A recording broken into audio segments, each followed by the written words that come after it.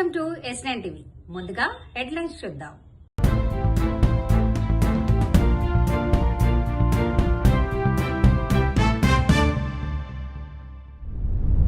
ఈతకు పోయి మునిగిపోయిన డిగ్రీ విద్యార్థి, ఉపాధ్యాయుడిపై 10వ తరగతి విద్యార్థుల దాడి.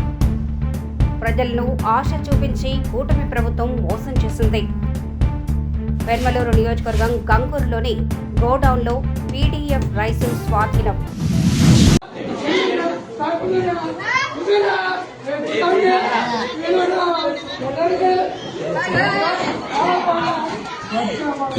ఎందుకు రాయన కొడతా ఆ జోన్ ఎట్ట కొట్టాడా?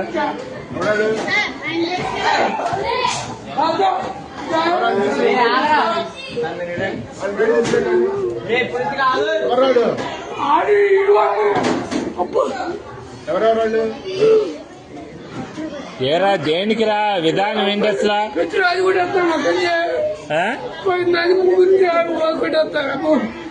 తెలీదు అడు కొట్టిన కొడు రే ఎందుకురా విధానం? అట్లా కాదు, అసలు తప్పు కదా. మాట్లాడినట్టు ఇది ఏదైనా ఉంటే టీచర్తో చెప్పాలి కానీ కొట్టుకోవడం ఎందుకురా? అసలు తప్పు కదరా అది. అంటే ఏదన్నా ఉంటే నువ్వు కొట్టకూడదమ్మా. మీ అమ్మ కాదురా, ఎవరినన్నా అంటే మాస్టర్ దగ్గర చెప్పు. నువ్వు ఆయన యాక్షన్ తీసుకుంటాడుగా. మీ అమ్మ వీడియోలు అయ్యింది అన్ని చేస్తా నేను, నీటి చేస్తా.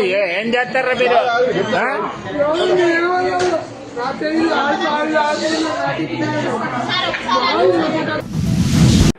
10 సత్యాలలో 2-3 అసత్యాలుంటే మనం చెప్పొచ్చు. 10 సత్యాలలో 9 అసత్యాలుంటే ఇంకా మనం ఏం చెప్పేది ఏముంది దాంట్లో?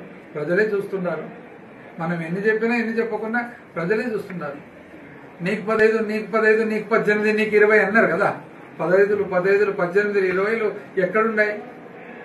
ఎంతమంది నిరుద్యోగులకు ఉద్యోగాలు వచ్చినాయి? ఎంతమంది నిరుద్యోగులకు 3,000 రూపాయలు నెలకిస్తున్నారు అనేది ప్రజలకు తెలుసు కదా. అది బడ్జెట్ లో పెడితే తెలియకుండా పోతుందా, పెట్టకుండా ఏమైనా తెలుస్తుందా? కృతజ్ఞతకు ఆశకు పోటీ పెడితే ఆశనే గెలుస్తుంది. ఇప్పుడు కృతజ్ఞత అనేది ఎవరి మీద ఉండాలా? జగన్మోహన్ రెడ్డి మీద ఉండాలా. ఎందుకంటే చెప్పిన ప్రతి ఒక్కటి చేసినాడు కాబట్టి. ఆశ కూటమి సృష్టించింది. ఇదే మనకు తెలియక నా విద్య.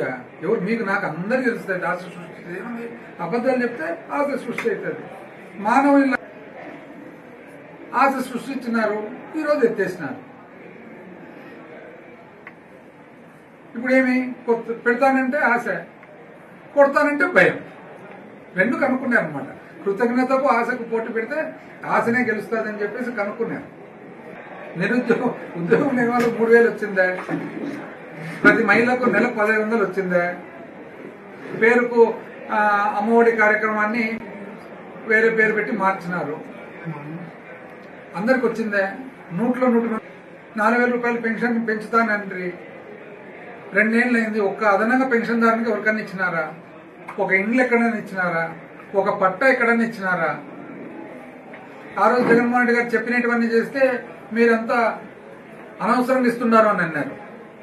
అనవసరంగా ఇస్తున్నారని చెప్పిన మంచి జగన్మోహన్ రెడ్డి గారు ఏమన్నారు? పేదవాడిని చూసుకోవడమే ప్రధానమైన బాధ్యత నాది. పేదవాడిని చూసుకున్న తర్వాత మిగతా అవన్నీ వస్తాయనేది ఆయన వాదన. వీళ్ళు ఏమన్నారు? అసలు మీరు పేదవాడిని చూసుకోవడమే అనవసరం అనేటట్లు చెప్పి ఎలక్షన్ టైం వచ్చేటప్పటికి అంతా 300 ఇస్తా అంటారు. ఆశ. సో మనిషి పాపం ఏం ఆశాజీవి. పేదరికంలో ఉండే తోళ్ళు ఎవరైనా కానీ బోల్తా పడడానికి అవకాశం ఉంది. మానవుడు కదా. అది కనుక్కున్నారు. ఏమని? ఎప్పుడైనా కానీ మానవుడిని టెంప్ట్ చేయొచ్చులేని కనుక్కున్నాడు. అది ఇది ఎన్నోసారి? 4వ సారి.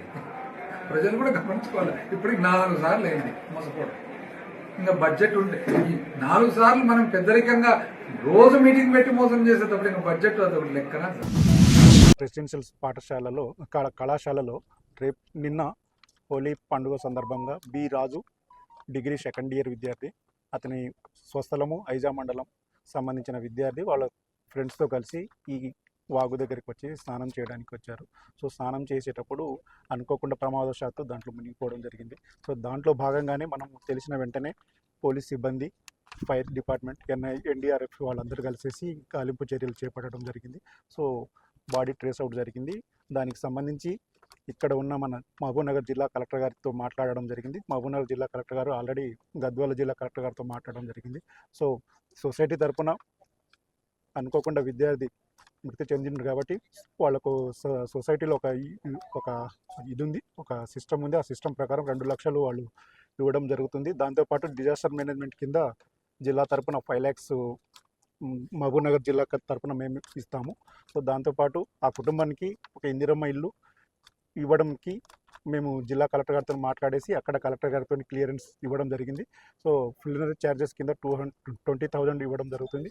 సో వాళ్ళ కుటుంబంలో సొసైటీలో ఒక ఎలిజిబుల్ ఉన్న పర్సన్కి ఒక అవుట్సోర్సింగ్ ద్వారా ఉద్యోగం ఇవ్వడానికి శాశక్తులు కృషి చేస్తాం. Thank you. సో ఇప్పుడు కుటుంబ సభ్యులు వాళ్ళ ఆరోపణల దృష్ట్యా ఇప్పుడు అక్కడ ఉన్న ప్రిన్సిపాల్ గారి మీద చర్యలు తీసుకోమని చెప్పారు. సో హైదరాబాద్లో ఉన్న వాళ్ళ కమిషనర్ గారికి ఇన్ఫార్మ్ చేయడం జరిగింది. హుటాహుటిన జాయింట్ డైరెక్టర్ గారు ఇక్కడికి రావడం జరిగింది. వారు పూర్తి విచారణ చేసి తప్పకుండా వాళ్ళ మీద చర్యలు తీసుకుంటాం. ఈరోజు వచ్చిన సమాచారం మేరకు ఇక్కడ తనిఖీ నిమిత్తం వచ్చాము. ఈ గంగూరు గ్రామం సమీపంలో ఉన్నటువంటి గోడౌన్లో ఇక్కడ ఈ గోడౌన్ సంబంధంలో ఇక్కడికి వచ్చి మాకు అందిన సమాచారం మేరకు ఇక్కడికి వచ్చి తనిఖీ చేయగా దాదాపుగా 2,000 నుంచి 2,500 బస్తాల వరకు పీడిఎస్ రైస్ కొన్ని ప్లాస్టిక్ బ్యాగుల్లో, కొన్ని ఏమన్నా మన పీడిఎస్ గన్ని బ్యాగ్స్లో ఉన్నాయి. వీటన్నిటిని కూడా చూసాము, లెక్క చేసి మొత్తం అన్నీ కూడా సమీపంలో ఉన్నటువంటి వెంకటాద్రి రైస్ మిల్లుకి తరలించి కాటా చేసి చేస్తాం. దగ్గర ఇది 2,000, 2,500 దాకా ఉంటాయి. వీటి విలువ దాదాపు 20 లక్షలు ఉంటుంది. ఇది పైన ఇది ఇక్కడ అడిగితే ఇక్కడ ఎవరైతే ఉన్నారో వాళ్ళు, అతని పేరు కాకర్ల సాయి మోహన్ నాయుడు అని చెప్పారు. అతను ఇక్కడ ఈ గోడౌన్ దగ్గర డీలర్ల దగ్గర విజయవాడ నుంచి పడినట్టుగా చెప్పాడు. అక్కడ విజయవాడ డీలర్స్ బిజినెస్ చేసే వాళ్ళు కొన్నదని చెప్తున్నాడు. వాళ్ళు అక్కడ బ్లాక్ మార్కెటింగ్ చేసే వాళ్ళ దగ్గర నుంచి తీసుకొచ్చి ఇక్కడ స్టోర్ చేసుకున్నట్టుగా చెప్తున్నాడు. దీన్ని దాదాపుగా 20 లక్షల స్టాక్ అంటే యాక్చువల్గా అయితే తరలించడానికి రెడీగా ఉన్నాయి, ఎత్తున్నాయి. అయితే మేము సమాచారం రావడం వల్ల వచ్చి సీజ్ చేయడం జరుగుతుంది. వీళ్ళ మీద క్రిమినల్ కేసు, బాధ్యులైన వాళ్ళ మీద క్రిమినల్ కేసు జరుగుతుంది. 6A కేసు కూడా చేయడం జరుగుతుంది. సరుకు మొత్తం రాయుడు రాయుడు అనే అతను సరుకు అంటున్నారు. అతనే సాయి మోహన్ నాయుడు అని. నాయుడా రాయుడా? నాయుడు అని చెప్పి నాయుడు. ఇతను కూడా చెప్పుకుంటే కాకర్ల సాయి మోహన్ నాయుడు అని చెప్తారు. అతను ఇక్కడ గోడౌన్ తీసుకొని బిజినెస్ బ్లాక్ మార్కెట్ చేసే వాళ్ళ దగ్గర నుంచి కొనుగోలు చేసి ఇక్కడ స్టోర్ చేస్తాం. డీలర్ల నుంచి ఎంత కొన్నారు సార్? డీలర్లు కాదు, అంటే డీలర్లు ఎవరు చేయరు దాదాపుగా. డీలర్ల నుంచి కొని బ్లాక్ మార్కెట్ డీలర్ దగ్గర అంటే అక్కడ కొనేవాళ్ళు ఉంటారు. ఈ సహజంగా జరిగేది ఏంటంటే ఎక్కడైనా వీళ్ళు ఏం చేస్తుంటారంటే బయట వాళ్ళు బ్రోకర్స్ ఉంటారు, వాళ్ళు బ్లాక్ మార్కెట్ చేసి వాళ్ళు డీలర్ల దగ్గర నుంచి కార్డ్ ఆర్డర్ దగ్గర నుంచి కొనుగోలు చేసుకొని స్మాల్ క్వాంటిటీ కొనుగోలు చేసుకొని ఇట్లా పెడుతుంటారు అన్నమాట. ఇక్కడ ఇట్లాంటి వాళ్ళు కొనుగోలు చేసి స్టోర్ చేసుకొని లారీలు అయిన తర్వాత పంపిస్తుంటారు. ఇట్లాంటి సమాచారాలు ఎక్కడన్నా దొరికినా కానీ మాకు సమాచారం ఇస్తే మా ఏరియాలో ఖచ్చితంగా వాళ్ళ మీద సీజ్ చేసి యాక్షన్ తీసుకుంటాం. ఏ నైట్ ఇచ్చినా సరే సమాచారం తనిఖీ చేయడానికి అది ఉంటుంది. సార్, ఈ విధంగా అక్రమంగా రేషన్ వ్యాపారం చేసే మీరు ఏం చెప్పచ్చు? దొరికినప్పుడు మాకు ప్రజలు కూడా ఏంటంటే ఎక్కడైనా సరే సమాచారం దొరికితే, అందుకే చెప్తున్నాను, ఎక్కడైనా సమాచారం దొరికితే మాకు సమాచారం ఉంది.